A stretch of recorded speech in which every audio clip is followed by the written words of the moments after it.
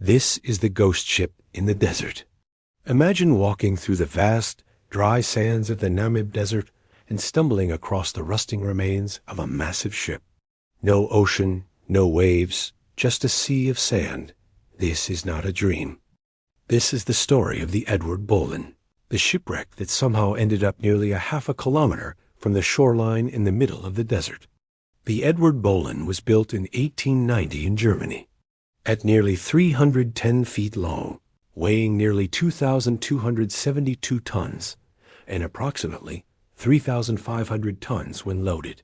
She was a proud steamship designed for trade along the African coast. For 14 years, she carried goods, passengers, and supplies, a lifeline for colonial settlements in a harsh environment.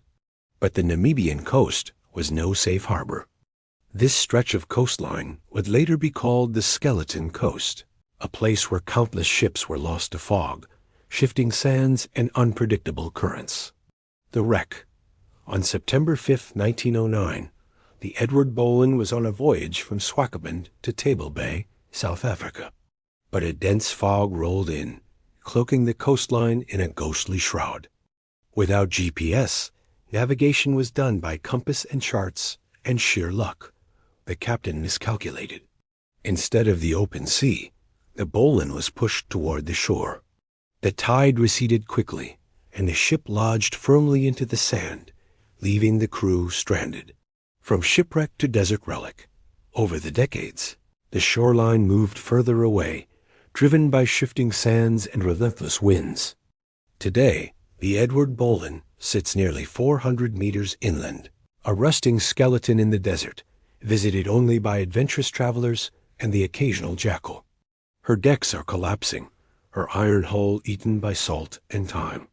Yet she remains hauntingly beautiful, a frozen moment from the past.